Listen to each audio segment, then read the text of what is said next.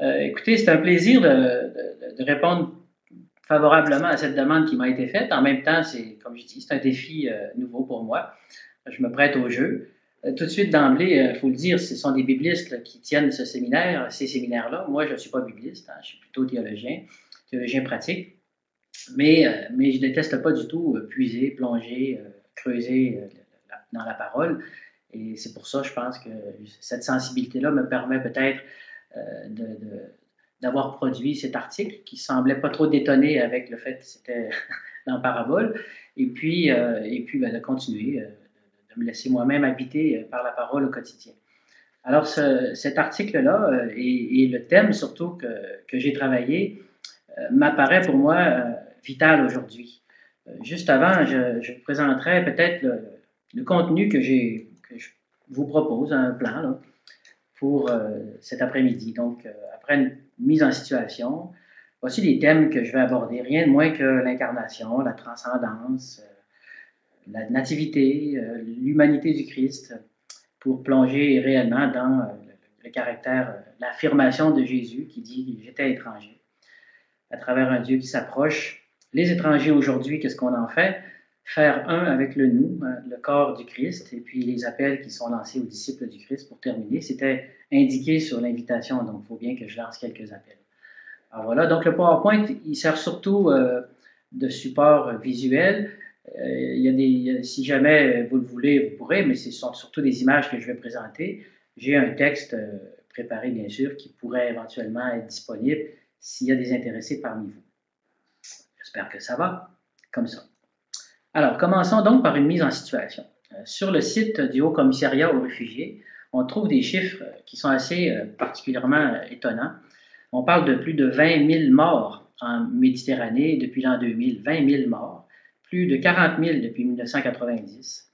Le HCR de l'ONU, donc pour les réfugiés, estime à 65,3 millions le nombre de réfugiés en 2016, et c'est en augmentation, donc des demandeurs d'asile, des réfugiés statutaires ou des déplacés internes dans leur pays en raison de la guerre, de sinistres naturels.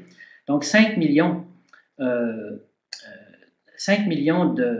Syriens, par exemple, vivent à l'étranger, suivis de près par les Irakiens. Donc, vous voyez un peu sur l'image, 70,8 millions donc, de personnes déracinées à travers le monde, et on voit la répartition qui est faite ici. Je ne sais pas si sur l'autre, voilà. Donc, le nombre de migrants internationaux dans le monde a atteint 272 millions en 2019, donc de migrants, c'est plus large que juste les réfugiés ou les demandeurs d'asile, là, on s'entend, soit une augmentation de 51 millions par rapport à 2010. Actuellement, les migrants internationaux représentent 3,5 de la population mondiale contre 2,8 en 2000, selon les nouvelles estimations publiées fin septembre par les Nations Unies. Et selon François Gémen et Agathe Cavicchioli, en raison des changements climatiques, des changements globaux touchant notre planète, tous les experts s'entendent pour que les migrants climatiques seront en hausse. Les scientifiques identifient 3 causes d'ailleurs qui auront une influence. Mais juste avant, regardons un peu cette autre image. Donc, 3,9 millions d'apatrides, des gens qui n'ont aucun lieu, qui n'ont aucune citoyenneté, qui sont finalement inexistants par rapport aux États actuellement. 92 400 réfugiés qui ont été réinstallés dans les dernières années. 37 000 personnes forcées chaque jour de fuir les conflits et les persécutions. Près de 16 803 employés du HCR qui travaillent dans 134 pays. Donc, vous voyez un peu les chiffres, c'est assez effarant. Et ce qu'on nous dit, c'est que cette augmentation-là, elle est annuelle, incessante. Voilà, les causes des migrations à venir maintenant. On sait qu'il y aura une intensification des catastrophes naturelles. Sans être catastrophiste nous-mêmes, il reste que les changements globaux ont déjà un effet qui est dévastateur dans certains pays.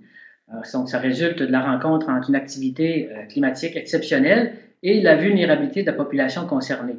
Donc, ce ne sont pas seulement des migrations temporaires, parce que si, par exemple, il y a un tremblement de terre en Haïti, en général, après, on rentre chez soi. Ce n'est pas le cas pour beaucoup. Par exemple, juste aux États-Unis, en Nouvelle-Orléans, Katrina, Un tiers des habitants de la section qui avait été inondée ne sont pas retournés habiter chez eux. Donc, c'est dans un pays qui, normalement, aurait des moyens pour pouvoir favoriser le retour sur place, et ça ne se fait pas. Deuxième raison, la montée du niveau des mers, donc plus d'1 mètre d'ici 2100, des inondations qui vont forcer les déplacements. On a une raréfaction aussi des ressources en eau potable. Donc, c'est la conséquence la moins visible, mais probablement la plus dévastatrice. Ça va forcer sans doute les déplacements pour la survie. Je ne sais pas si vous avez déjà regardé les films Mad Max et compagnie, là, qui nous montrent un peu un monde futur, justement, où l'eau devient la ressource qui a la plus grande valeur. Ceux qui la possèdent sont les riches, sont les puissants. Ceux qui en ont besoin et qui courent après doivent trouver beaucoup de créativité pour le faire, y compris par la violence. Alors, je ne veux pas faire le prophète de malheur, mais bon, il y a des choses qui viennent. Alors, à ces migrants actuels, il faut ajouter, dans le rapport Stern sur les conséquences économiques du changement climatique, on voit ici 200 millions de réfugiés potentiels d'ici 2050. L'Institut pour l'environnement et la sécurité humaine de l'Université des Nations Unies, établi à Bonn, s'en tient au chiffre de 150 millions pour 2050. Là, je vous présente des différences là, mais qui montrent quand même dans l'ensemble quelque chose qui est en grande montée. L'organisation non gouvernementale Christian Aid annonce 1 milliard de réfugiés environnementaux à l'horizon de 2050, vous voyez, là, de 150 à 200 millions à 1 milliard. Alors, ces chiffres reflètent le nombre de personnes habitant dans les régions les plus exposées aux effets du changement climatique, et particulièrement à la montée des eaux, les régions deltaïques, côtières, les petits États insulaires. Ça ne tient pas compte des politiques d'atténuation qui seront mises en place d'ici 2050 pour limiter l'ampleur du changement climatique. On s'entend qu'on va certainement voir arriver des moyens et tout ça, mais ça indique toutefois une tendance forte, de plus en plus de déplacés dans une portion du monde, dont une portion qui va s'adresser à nous. Nous ici au Québec ou en Europe, ou peu importe où vous êtes aujourd'hui pour écouter cette conférence. Donc, on sait que l'humain s'est toujours déplacé depuis ses débuts dans l'histoire du vivant sur la Terre. Les migrations font partie de notre ADN, et dès que des colonies ou des tribus se sont installées dans un territoire pour en faire un lieu stable pour leur propre développement, ces colonies ou ces tribus ont eu affaire avec la question de l'hospitalité. Une fois installés, on devient des habitants du lieu, et en étant des habitants du lieu, on est confronté souvent à l'arrivée de personnes qui nécessitent ou qui demandent cette hospitalité-là. Donc, avec les chiffres qui sont donnés ici, cette hospitalité n'est pas à considérer comme un phénomène en déclin, mais plutôt en augmentation radicale. Hospitalité dans le sens d'une demande d'hospitalité. Quand on considère les choix politiques de certains régimes ou gouvernements qui veulent fermer les frontières à l'immigration et à l'accueil des réfugiés ou de demandeurs d'asile, nous ne pouvons que constater que ceux-ci vont à l'encontre de l'histoire prévisible. Cette fermeture et la sélectivité qui en découle, sélectivité, on peut même faire des rapprochements avec des politiques plutôt provinciales, hein, ici, en vue de répondre aux besoins propres à un territoire national, ne devrait en fait que susciter l'envie et la colère des gens devant des murs qui s'élèvent. Nous n'avons qu'à regarder au sud de notre pays voisin pour nous en convaincre. Donc voilà, les choses ne s'arrangeront pas. Hein. Il y aura de plus en plus de demandeurs, de migrants, de réfugiés, demandeurs d'asile dans les années à venir, et c'est la réalité à laquelle nous sommes confrontés. J'espère que le tableau vous apparaît à peu près réaliste, pas trop dramatique, mais tout de même, ça vient certainement nous confronter. Voilà, donc ça me conduit au sujet que j'ai traité. J'ai voulu identifier quelques thèmes. C'est ce que vous verrez apparaître là, au cours des prochaines diapositives. Les images peuvent être discutables. Je suis prêt à entendre vos commentaires si vous le voulez. Mais l'idée, c'était un peu d'apporter un support visuel à cette présentation qui fasse que ma face ne soit pas trop grosse dans l'écran. Alors voilà. Derrière l'incarnation, vous voyez, moi je suis plutôt un théologien. J'aime beaucoup l'exégèse. J'aime beaucoup l'histoire également. Je suis assez rationnel dans ma personne, donc je suis aussi critique par rapport à la formulation dogmatique de nos vérités religieuses. Cependant, théologiquement, elles ont du sens. Et c'est à partir de leur sens théologique que je m'adresse ici à vous. Vous avez tous déjà entendu, nous allons l'entendre encore bientôt, Noël s'en vient. Voici que la Vierge concevra et mettra au monde un fils. On l'appellera Emmanuel, c'est-à-dire Dieu avec nous. Donc, cette affirmation d'un Dieu qui s'incarne, qui prend chair, qui vient vivre auprès de nous, c'est la base de ma présentation. Donc, dès les premières lignes de l'Évangile selon Matthieu, l'auteur nous oriente vers une réalité particulière. Cet homme, dont nous témoignons de la vie, de la mort, ce Jésus de Nazareth, il n'est pas simplement, en tout cas, un humain comme nous tous et nous toutes. Sa conception relève du mystère, bien sûr. Sa mère le concevra, le mettra au monde, mais ce Fils ne serait rien d'autre que Dieu avec nous, l'Emmanuel. On pourrait en demeurer là, sur l'altérité absolue de Dieu, qui se ratatine au point de faire un avec une espèce qui participe à sa création, l'humanité. Et là, aujourd'hui, je prends la peine de le dire, une espèce parmi d'autres, sans doute avec une intelligence, une capacité supérieure, mais tout de même, je crois qu'aujourd'hui, on ne peut plus faire de l'humanité ou des humains une espèce dominante, en tout cas. On dira plus tard qu'il y a deux natures dans le Christ, la nature humaine, semblable à nous en toutes choses, et la nature divine, qui relève donc de la transcendance de Dieu. Ça pourrait même paraître assez banal à force de répéter cette formule dans le credo dominical, vrai homme, vrai Dieu, engendré, non pas créé. Mais on ne mesure pas combien cela peut être si étrange pour les non-habitués à nos doctrines. Puis même hier, je donnais un cours à Jonquière, j'ai un groupe de 25 étudiants, on traitait justement de ces questions-là. Et dès qu'on questionne un peu, oui, mais qu'est-ce qu'il y a derrière vrai Dieu? Qu'est-ce qu'il y a derrière vrai homme? On prend conscience que même nos paroissiens, nos chrétiens habituels, n'ont peut-être pas les mots pour aller au fond des conséquences de ces formulations-là. Alors, parlons déjà de cette transcendance. Allons plus loin. Le christianisme, c'est le produit du monothéisme, même si on en a fait une version trinitaire, ce qui a l'air parfois de choquer les deux autres religions abrahamiques, bien sûr. Mais tout de même, nous partageons le même élan face à la transcendance. Et ici, vous avez un des chants de Thésée que j'aime beaucoup les chants de Thésée. Celui-ci, je vous l'aurais fait entendre, mais le son ne fonctionne pas. Alors, on peut le chanter chacun personnellement, mais ça vient d'une hymne de Grégoire de Nazianze, que tout à l'heure, peut-être, je pourrais vous réciter quelques passages. Et puis, donc, au-delà de tout, quel esprit peut te saisir? Tous les êtres te célèbrent, le désir de tous aspire vers toi. Et puis, dans 2 Chroniques 2,6, Dieu est celui dont le ciel, malgré son immensité, ne peut déjà pas le contenir. Donc, on peut bien avoir une image, comme je vous présente ici, une image de galaxie, et ainsi de suite, pour montrer la grandeur de l'univers, mais même ça, c'est rien si on veut vraiment considérer la transcendance de Dieu. Donc, dans la conception théologique de la transcendance, en effet, le caractère absolument distinct du divin implique qu'il n'y a aucune commune mesure entre Dieu et sa création. Dès qu'il accepte de donner son nom à Moïse, il déclare « Je suis celui qui est ou qui sera », selon l'interprétation. On ne peut pas capter son identité, on doit juste faire avec. Il est, et ça devrait nous suffire. Le Dieu d'Israël est désigné comme le tout autre, l'au-delà de tout, qu'aucun esprit ne peut saisir. Et là, je vais citer quelques lignes de Grégoire de Nazianze. Ô toi, l'au-delà de tout, comment t'appeler d'un autre nom? Quel hymne peut te chanter? Aucun mot ne t'exprime. Quel esprit te saisir? Nulle intelligence ne te conçoit. Seul tu es ineffable. Tout ce qui est dit, tout ce qui se dit est sorti de toi. Seul tu es inconnaissable. Tout ce qui se pense est sorti de toi. Tous les êtres te célèbrent, ceux qui te parlent, ceux qui sont muets. Tous les êtres te rendent hommage, ceux qui pensent comme ceux qui ne pensent pas. L'universel désir, le gémissement de tous, aspire vers toi. Tout ce qui existe te prie, et vers toi tout être qui sait lire ton univers fait monter un hymne de silence. Tout ce qui demeure, demeure en toi. Le mouvement de l'univers déferle en toi. De tous les êtres, tu es la fin, tu es unique.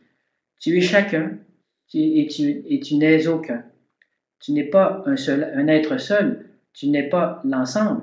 Tu as tous les noms. Comment t'appellerais-je? Toi, le seul qu'on ne peut nommer. Quel esprit céleste pourra pénétrer les nuées qui voilent le ciel lui-même? Aie pitié, ô toi, l'au-delà de tout. Comment t'appeler d'un autre nom? Alors, moi, je pense que ça, c'est écrit, écoutez, au 2e siècle, 3e siècle, quelque chose absolument phénoménal, comme élévation de l'âme vers la transcendance de Dieu. J'ai cité tout à l'heure 2 Chroniques, donc le ciel ne peut le contenir. Donc, autant chez les Juifs que chez les musulmans et les chrétiens, d'une certaine façon, un tel Dieu impose une crainte révérencieuse devant sa majesté et son élévation. Il n'a rien en commun avec nous, c'est ce qu'il faut se dire dans le fond. Hein? Les quelques leaders charismatiques vénérés par les 3 religions du livre, qui ont pu faire l'expérience de s'en rapprocher, ou même, comme Moïse, le voir non pas de face à face, mais seulement de dos, sont présentés comme ayant été terrassés par une si improbable proximité. Il dit même à Moïse, Dieu, « On ne peut pas voir ma face et vivre. En tant que créateur, il ne fait pas partie de l'univers qu'il a créé. On ne peut donc pas l'appréhender. Il est d'ailleurs, autre, il est l'altérité absolue. » Cette notion de transcendance est si marquante qu'il est impossible à un lecteur ou une lectrice du Premier Testament de concevoir l'idée que Dieu pourrait se faire proche au point de devenir l'un des nôtres, de se laisser accueillir par nous. L'islam va dans le même sens. Selon le Coran, Allah, qui signifie Dieu, sans qu'il s'agisse du nom de Dieu, est le créateur de l'univers et de tout ce qui s'y trouve, incluant l'humain. Il est séparé de la création. Il n'a aucun lien entre le créateur et la création. À la limite, on pourrait même dire qu'il a tout dit ce qu'il avait à dire et qu'il nous attend à la fin des temps pour demander des comptes. Je pense qu'avec ces indices, on aura compris qu'il n'y a pas plus d'altérité que dans l'être divin, rien de plus autre que l'autre avec un grand A. Si vous n'en êtes pas convaincu, il va falloir discuter. Alors ça m'amène donc à la grande nouvelle du christianisme autour de l'arrivée de Jésus. Ça tombe bien, on est dans la période de l'année liturgique où on célèbre le roi des rois, et la semaine prochaine, on entrera dans l'attente messianique avec l'Avent. Donc, la foi chrétienne a risqué, pourtant, cette folie de croire que ce Dieu pouvait être assez humble pour s'incarner. Je ne discuterai pas ici du dogme de l'incarnation comme tel, comme j'ai dit, mais je l'évoque seulement pour m'assurer qu'on comprenne bien qu'il n'y a pas plus étranger que Dieu. Mais comme l'expérience du peuple hébreu allait dans le sens d'une conviction d'être accompagné par le tout autre, que même parfois il semblait habiter le monde dans une tente, dans des manifestations utilisant les forces de la nature, et qu'il allait même jusqu'à changer le cours des choses. C'est l'expérience du peuple hébreu, de la réussite d'un exode, de l'issue d'une bataille. Alors il peut être pensable que dans l'esprit juif, on puisse trouver des indices au moins qui préparaient à l'éventualité d'une venue permanente de Dieu. La Bible témoigne de certains signes et prophéties qui, une fois interprétés à partir de l'événement Jésus-Christ, sont apparus comme pointant dans la direction d'une venue divine en notre monde. C'est du moins comme cela que fut saisi l'événement de la Nativité. Jour unique où une jeune femme mit au monde celui qui, bien plus tard, serait reconnu comme le Fils engendré de Dieu, de même substance, lui-même vrai Dieu. Et là, on a le symbole de Nicée-Constantinople pour nous en convaincre.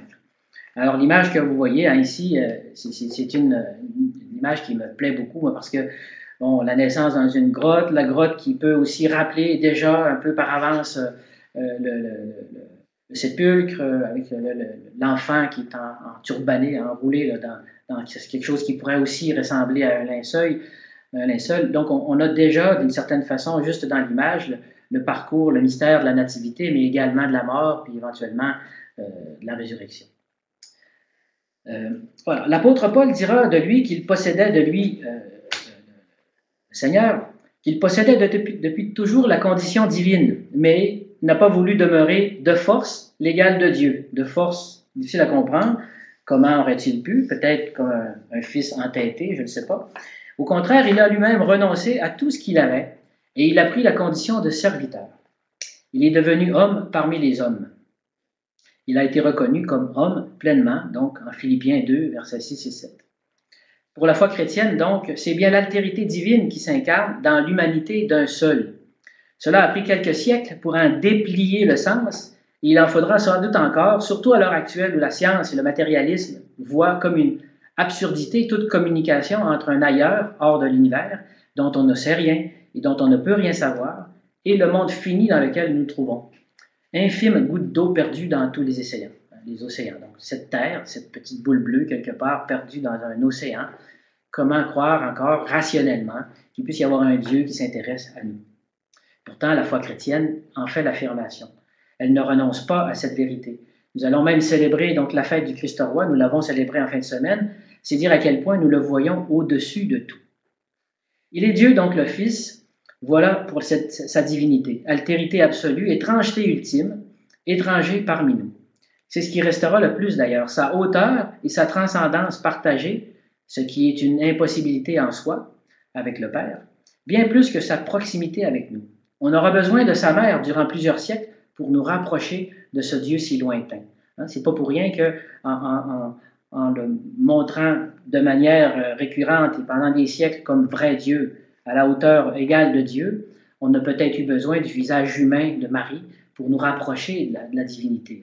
Je pense que tout le développement de la théologie mariale va un peu dans ce sens-là. Parlons maintenant de cette humanité. J'aime bien cette image. L'humanité, elle est sur la terre, ses yeux qui nous regardent pourraient être aussi ceux du Christ. On nage donc en plein paradoxe. Cet étranger, par excellence, que tout destinait à demeurer hors du monde, au-dessus de toute la création, il s'est fait l'un des nôtres, plus proche qu'il n'est possible, un tout petit bout d'homme, enfant vulnérable et dépendant. Plutôt que de venir à moitié, en jouant le jeu de l'aventure humaine, sans crainte de s'y embourber, Jésus a vécu comme le plus incarné des hommes de son temps. Il faut parfois faire l'effort de nous le représenter dans les actions les plus élémentaires de la vie humaine, depuis le début de sa naissance jusqu'à sa mort. Manger, boire, s'habiller, expulser, se loger, apprendre, guérir, se guérir lui-même après une maladie, dormir, travailler, rigoler, se divertir, pleurer, mendier, souffrir, aimer. Il est vraiment devenu l'un de nous, en tout semblable à nous, hormis le péché, comme nous dit Gaudium et Spes, article 22, chapitre 2. S'il était Dieu et que sa nature divine n'altérait pas sa nature humaine, alors le seul réel avantage qu'il a pu avoir sur nous est d'avoir saisi tout le spectre des expériences humaines sans les dévaluer, sans les mépriser, peut-être même en les désirant. À ce sujet-là, un ami prêtre, à la suite d'une expérience douloureuse de deuil, liée à une adoption ratée dans un contexte de sida. Nous avions, ma femme et moi, adopté. L'adoption avait été prononcée en Haïti d'une petite fille de 6 mois, Vanessa. Et, écoutez, la petite fille est née d'un viol. La maman avait déjà 6 enfants, tous en bonne santé. Elle était elle-même en bonne santé. Le viol a fait en sorte que la mère a contracté le sida. Et l'enfant est né porteuse du VIH. Notre pays, le Canada, en 1995, trouvait un fardeau excessif de pouvoir accueillir des enfants comme ça. Donc l'adoption, c'est-à-dire l'immigration, n'a pas pu se faire pour la petite. Alors, on peut comprendre qu'il y avait une douleur assez importante comme parent. Vous voyez, j'ai même encore un peu d'émotion. Mais on a eu besoin d'accompagnement. Et dans cet accompagnement, le prêtre, qui avait une inspiration sans doute, disait normalement, nous sommes appelés à compléter les souffrances du Christ. C'est même Saint Paul. Parce qu'en tant qu'humain incarné, en une période donnée, un contexte spécifique, Jésus n'a pas pu expérimenter la nature humaine, de la nature humaine que ce qui lui était possible en une vie aussi singulière. Il y a plein de choses aujourd'hui que nous vivons qui n'existaient pas en son temps. Lui-même, en son temps, il y a des choses qui avaient peut-être pu exister avant, qui ont pu affecter les humains. Donc, en une vie singulière, on ne peut pas appréhender tout le mystère de la vie humaine, sinon par comparaison, par analogie. Alors, le prêtre nous avait dit, écoutez, vous complétez les souffrances du Christ en lui faisant découvrir, en lui faisant connaître qu'est-ce que c'est souffrir de cette maladie du sida et de toutes les conséquences que ça engendre. Pour moi, c'était une réponse qui était consolatrice. Alors, tout ce que les humains vivent et qui n'est pas encapsulé dans son humanité particulière, celle du Christ, celle de Jésus de Nazareth, ayant vécu une trentaine d'années au début de notre ère, donc continue d'alimenter sa connaissance expérientielle de ce que c'est l'être humain. Ça me plaît comme approche. Ce n'est donc pas surprenant qu'il se soit montré aussi solidaire de toute expérience humaine, n'hésitant pas à s'identifier aux plus petits, aux malades, aux personnes handicapées, aux détenus, sans même spécifier s'ils étaient en prison, justement ou non, aux personnes appauvries, aux exclus, et bien sûr, aux étrangers. J'ai envie de vous demander si ça va, mais il n'y a personne qui me répond. Alors, je continue. Oui, car j'étais étranger et vous m'avez accueilli. Ce statut d'étranger parmi nous fut peut-être parmi les plus signifiants des statuts du Fils de l'homme, c'est-à-dire fils d'humain ou humain véritable. En effet, même en tant qu'humain complet, on a fait sentir à Jésus qu'il était étranger en sa terre natale, à sa famille, à sa religion et même à ses intimes. On trouve ça dans les traces en Luc 8:21. Malgré son altérité indissoluble dans la vie humaine, c'est toutefois en tant qu'humain qu'il a choisi de vivre, réduisant à néant la distance qui le séparait des hommes et des femmes. En lui, plus d'étranger, mais plutôt un compagnon de route, un ami présent qui relève, un serviteur qui lave les pieds, un frère qui accomplit la véritable humanité jusque dans ses limites extrêmes, la souffrance, la mise à mort, la crucifixion, l'injustice, telle qu'on connaît. Dans la Bible, le statut d'étranger marque les premières pages. Walter Vogels, dans Science et Esprit, numéro 71, est très intéressant à ce sujet-là. Du couple primordial, chassé de l'Éden, puis établi, en anglais, c'est écrit settle, donc c'est bâtir une colonie, dans le fond, le couple primordial établit une colonie en dehors du jardin d'Éden. Donc, condamné à être fugitif, je vais reprendre mes notes là. Donc, l'apparence d'une colonie, Genèse 2, 8 et 16 et 3 et 22, en passant par Caïn, c'est ce que je voulais dire, donc condamné, lui, à être un fugitif et un vagabond. Donc, déjà, Caïn, fils du premier couple, est devenu fugitif, vagabond, qui va devoir trouver sa pitance ailleurs. Ou encore les constructeurs de la tour de Babel, qui ont marché vers l'est, qui se sont établis dans la terre de Shinar, mais qu'ils ont dû quitter en se dispersant sur toute la face de la terre. Donc, on voit déjà dans les premières pages de la Bible que la migration est déjà partie prenante de l'humanité. Le statut d'étranger est donné à ces migrants qui ont dû, pour une raison ou une autre, quitter leur terre natale pour une autre et s'établir en colonie dans la terre d'ailleurs. Cette vision permet de concevoir que dès les premiers instants de l'humanité, du moins théologiquement, il y a eu deux groupes de personnes. D'un côté, les natifs, ou indigènes, ou autochtones, ou aborigènes, ou même les frères, qui s'identifiaient entre eux, comme le dit l'expression « fils de », fils d'Israël. Et de l'autre côté, nous avons les nouveaux arrivants, qui sont appelés étrangers, immigrants, séjourneurs, aliens, foreigners, excusez mon accent, j'ai du Chicoutimi. Et donc, ce que je dis ici, c'est qu'il semble y avoir beaucoup plus de mots anglais pour définir, pour désigner les migrants. Donc, c'est un peu dommage. Il me semble que migrants, réfugiés, nous, ça ne dit pas suffisant. En tout cas, peu importe, des fois, la langue française est plus riche, d'autres fois, elle est un peu plus pauvre. Vogel nous conclut son introduction qu'il y a deux catégories de personnes que nous distinguons par la distinction entre le nous et le eux. Et on voit que ce sont des questions qui persistent encore aujourd'hui. On pourra donner des exemples dans l'échange qu'on aura plus tard. Abraham fut un migrant qui est parti de Our vers Haran, pardon pour l'épellation, Genèse 11, 31, et de Haran vers Canaan, en Genèse 12, versets 4 et 5, de Canaan vers l'Égypte, Genèse 12, 10, et de retour en Canaan, en Genèse 13. Alors, donc, il a bougé pas mal. Parmi les Israélites, on en connaît certains qui auront du succès dans leur migration, comme Joseph en Égypte, ou Esther à la cour du roi de Perse. Le peuple lui-même connaît dans son histoire deux grandes migrations. L'une à partir d'Égypte, où il s'était réfugié justement grâce à Joseph. Leur présence ne référait plus à quelque chose de normal pour les Égyptiens, et donc ils furent de plus en plus objets de discrimination, d'abus, d'où leur fuite vers Canaan. On parle d'esclavage, mais on comprend qu'il y a toutes sortes de façons d'être esclave comme tel. Et donc, si le peuple natif d'Égypte s'est mis à voir dans le peuple hébreu présent sur ces terres une forme de malédiction ou une forme de mauvais augure, on comprend que l'intimidation est arrivée et qu'on n'avait peut-être pas envie de rester là. De là, après quelques siècles de grandeur et de misère, ils furent amenés en Babylone, poussés à l'exil.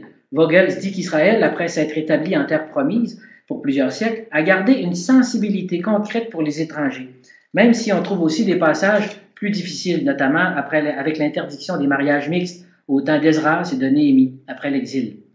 Donc, est-ce que c'était par rapport à besoin de reconstruire l'identité juive? C'est possible, étant donné qu'on retournait dans un pays où il y avait aussi d'autres habitants, d'autres cultures.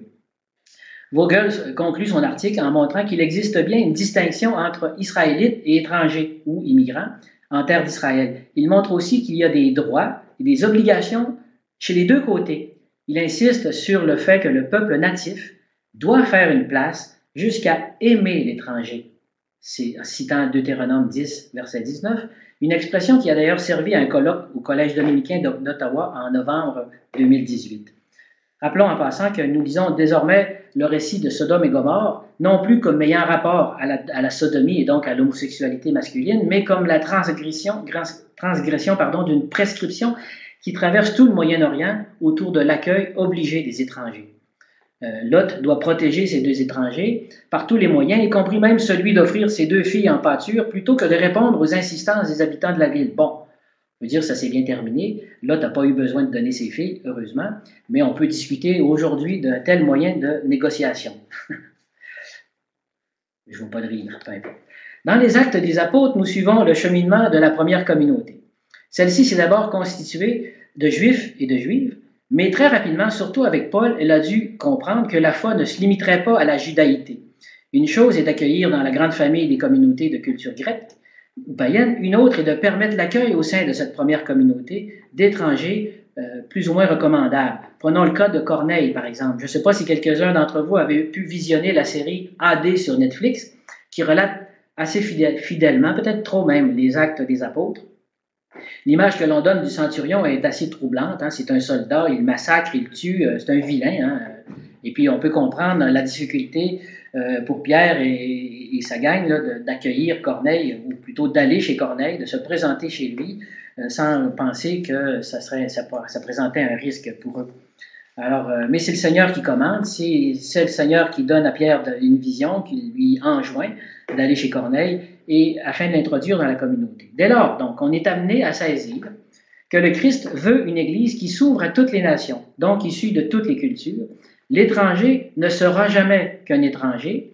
Il est appelé à faire, il ne sera plus jamais seulement un étranger. Il est appelé à faire partie de la famille à part entière, sans renoncer pourtant à ce qu'il est, ni même adhérer à toutes les règles du groupe d'accueil, parlant ici, par exemple, de la circoncision, heureusement, et des interdits alimentaires. Donc déjà, il y a des adaptations qu'ils ont faites, du seul fait de pouvoir accueillir ces personnes d'autres cultures.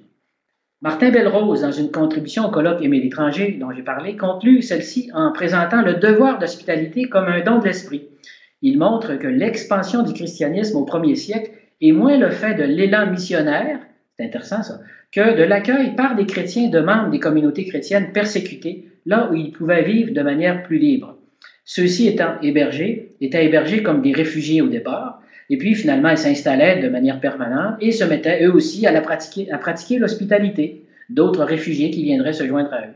Donc Belle-Rose conclut ainsi, ce que certains appellent la crise migratoire est en réalité une chance inouïe pour l'Église, faisant référence bien sûr à la situation d'aujourd'hui. Mais revenons à Jésus.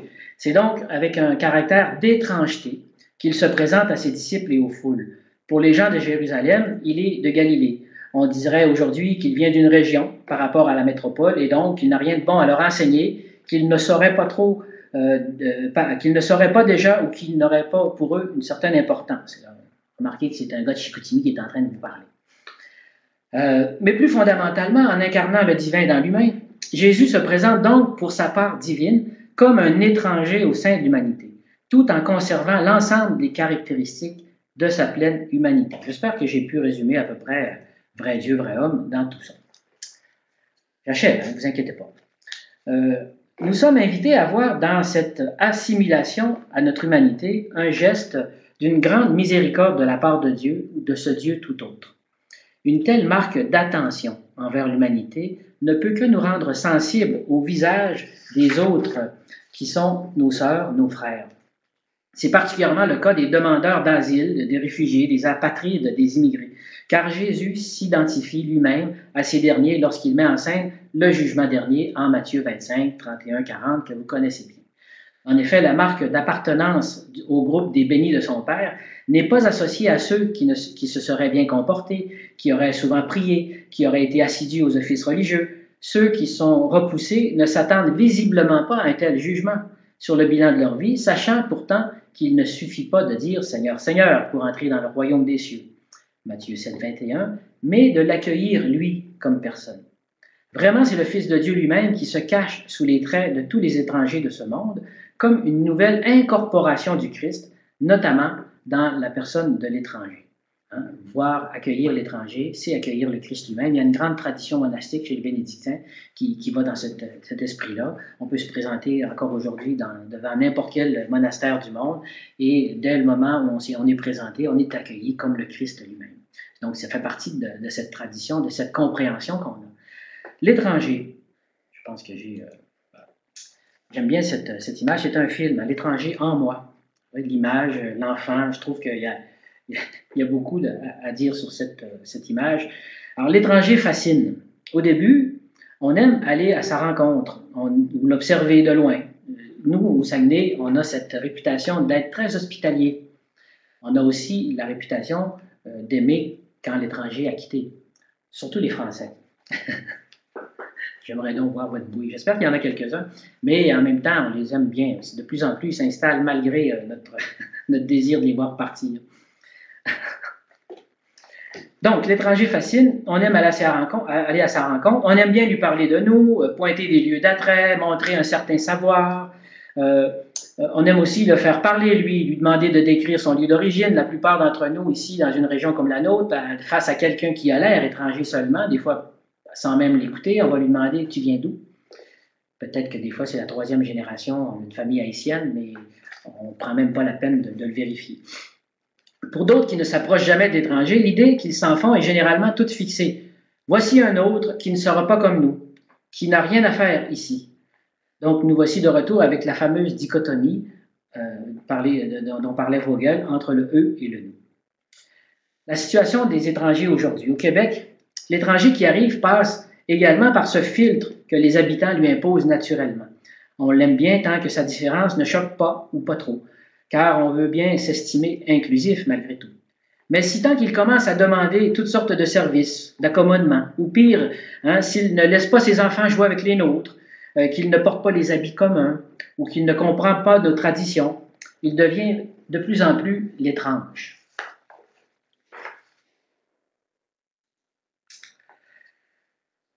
Faire un avec nous. Pour une part, Jésus est demeuré lui-même étranger jusqu'à la fin de son parcours.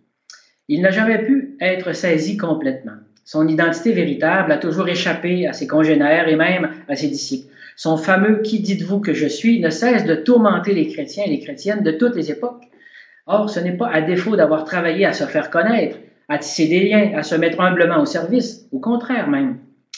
On trouve par exemple ce passage difficile de Matthieu, fin du chapitre 10, où Jésus parle de division, de séparation des familles. Il insiste aussi « Qui vous accueille, m'accueille, et qui m'accueille, accueille aussi celui qui m'a envoyé. Qui accueille un prophète en sa qualité de prophète recevra une récompense de prophète. Qui accueille un homme juste en sa qualité d'homme juste recevra une récompense d'homme juste. Et celui qui donnera à boire même un simple verre d'eau fraîche à l'un de ses petits en sa qualité de disciple, amen, je vous le dis, il ne perdra pas sa récompense. » Il y a dans ce passage un renversement du caractère de l'étranger. Je ne sais pas si vous avez noté. Celui qui accueille, c'est devenu l'autre. Nous sommes accueillis par l'autre. C'est donc nous qui devenons étrangers à ce qu'il est. En nous laissant accueillir, nous permettons à Jésus d'être accueilli de même que son Père. Nous devenons figure de l'étranger. N'est-ce pas la mission inversée? Je propose de méditer un peu là-dessus quand on parle de tournants missionnaires et de disciples missionnaires. C'est bien nous qui sommes les étrangers et qui sommes soumis à la bonne volonté du monde de nous accueillir ou non chez eux. Ben voilà. Il est clair que l'identité de Jésus ne sera jamais circonscrite, mais plus encore, tant qu'il subsistera un étranger en manque d'accueil, et là encore, qu'il s'agisse de l'autre qui vient à nous ou de nous-mêmes en tant qu'autre ou qu'étranger, c'est dans le visage de l'autre, tout comme dans le nôtre, si nous occupons cette position d'étranger, vous voyez, dans les deux cas, que nous trouvons ou que nous rayonnons la présence du Christ aujourd'hui. Jésus a promis de demeurer avec nous tous les jours jusqu'à la fin des temps. Si nous le cherchons, nous le trouverons toujours dans les traits de l'étranger. Qu'il s'agisse de ces demandeurs d'asile haïtiens, de ces réfugiés syriens ou irakiens, ou de ces immigrés qui viennent chez nous, attirés par la promesse de vivre dans la dignité. Si nous fondions notre accueil par une autre des plus belles sentences de Jésus quand il a dit « Venez à moi, vous tous qui peinez, et moi, je vous soulagerai ». Pour bon nombre de migrants actuels, il y a ce besoin de quitter la misère, la pauvreté, les catastrophes, les persécutions. Si Jésus ne peut pas devenir pour eux un soulagement, alors nous, les disciples, passons à côté de notre responsabilité. Car nous ne sommes pas le nouveau corps du Christ, nous les chrétiens, car ne sommes-nous pas le nouveau corps du Christ, nous les chrétiens. 1 Corinthiens 12, 27. En liturgie surtout, nous honorons très bien cette affirmation paulinienne. Un seul corps avec Christ pour tête et chacun des membres y prenant sa place et son rôle. On a des chansons qui disent tout ça. Nous célébrons cette nouvelle corporéité du Christ à travers son Église. Mais avoir un corps ou être un corps, c'est aussi avoir une responsabilité. Quelle est la responsabilité des membres de ce corps? Pour une grande part, elle est de continuer la mission du Christ, envoyé pour porter sur lui le joug qui écrase, l'injustice qui n'en finit plus avec les inégalités, les discriminations, les persécutions de toutes sortes. Christ appelle à lui tous les miséreux pour les soulager. Venons-en au pape François qui a des belles paroles. Le pape François, par rapport aux migrants, surtout les réfugiés, a demandé que chaque paroisse catholique d'Europe parraine au moins une famille. Il aurait pu l'étendre en Amérique du Nord, et on aurait pu se sentir concerné. Chaque paroisse, imaginez combien de familles ça peut faire. C'est ce qu'il a lui-même fait en tant qu'évêque de Rome avec les 2 paroisses du Vatican, en septembre 2015. Il a aussi transporté 3 familles syriennes, musulmanes en plus, dans son avion personnel pour les emmener à Rome. Il a déclaré aux instituts religieux, écoutez ça, « Le Seigneur appelle à vivre avec plus de courage et de générosité l'accueil dans les communautés, les maisons, les couvents vides. Les couvents vides, dit-il, ne sont pas à nous, ils sont pour la chair du Christ, la chair, le corps, que sont les réfugiés. » Et à Lampedusa, qui est l'italienne qui accumule des milliers de réfugiés de la mer, il a dit « Dieu demande à chacun de nous, où est le sang de ton frère qui crie vers moi? » Continue la culture du bien-être qui nous amène à penser à nous-mêmes, nous rend insensibles aux cris des autres, nous fait vivre dans des bulles de savon qui sont belles mais qui ne sont rien. Elles sont l'illusion du futile, du provisoire, illusion qui porte à l'indifférence. Et il conclut par cette prière que je vais vous raconter plus tard. Je vais garder mon petit bout, mais je vais vous la lire à la fin. Les disciples de Jésus peuvent donc difficilement contourner le caractère impératif de l'accueil. Le pape François l'a réitéré par son message à l'occasion de la Journée mondiale des migrants. Il dit « Tout immigré qui frappe à notre porte est une occasion de rencontre avec Jésus-Christ, qui s'identifie à l'étranger de toute époque, accueilli ou rejeté. Il est autant dans celui qu'on rejette que dans celui qu'on accueille. » Donc, le pape a réaffirmé que notre réponse commune pourrait s'articuler autour de 4 verbes fondés sur les principes de la doctrine de l'Église. Accueillir, protéger, promouvoir et intégrer. Ce sont donc 4 verbes qui viennent confronter ou interpeller notre devoir de justice, de civilisation et de solidarité. Donc, ce sont sans doute là qu'on peut trouver les appels qui nous sont adressés. Accueillir, ouvrir les frontières, nous laisser déranger par l'altérité, par la nouveauté des arrivants. Protéger, empêcher, il y a des familles comme celle qui a dû quitter le Québec hier, quitter de Sherbrooke, soit renvoyée à une situation comme celle où elle vivra de nouveau dans des conditions inacceptables. Promouvoir, sensibiliser à la dimension positive et constructive de l'apport des immigrants dans notre société, parfois sclérosée dans un nationalisme militant. Intégrer, faire en sorte que l'étranger devienne un autre comme nous, sans le priver de son identité, de sa culture et même de sa religion. Un autre nous-mêmes avec sa différence.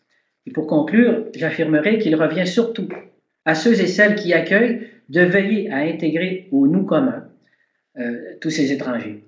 En acceptant d'accueillir, il y avait un spécialiste de l'islam qui donnait une conférence à Chicoutimi récemment. On a des grands spécialistes de Tunisie qui viennent ici donner des conférences. Et puis, le monsieur disait, dans toute confrontation entre une majorité et une minorité, il faut que la majorité fasse un peu plus d'efforts que la minorité, parce qu'en proportion, c'est elle qui a les moyens de le faire. Je trouvais ça très brillant comme approche. Il le disait aussi pour les pays musulmans. Donc, pour conclure, donc il reviendra toujours à la majorité, à ceux et celles qui accueillent, de veiller à intégrer au nous commun, en acceptant d'accueillir pour toujours, hein, entre guillemets, en désirant qu'ils demeurent ce qu'ils sont et ce que nous deviendrons ensemble, en cherchant à vivre dans la fraternité instituée par Jésus. Peut-être honorerons-nous l'attente qu'il a placée sur nous envers lui-même, qui est le visage ultime de l'étranger. Matthieu 25, 37. Et je fais donc mienne cette prière du pape, pour terminer, à Lampedusa. Père, nous te demandons pardon pour celui qui s'est accommodé et qui s'est enfermé dans son propre bien-être qui porte à l'anesthésie du cœur. Nous te demandons pardon pour ceux qui, par leurs décisions au niveau mondial, ont créé ces situations qui conduisent à ces drames. Pardon, Seigneur. Voilà, je pense que ça rentre à peu près dans les temps qui m'étaient donnés.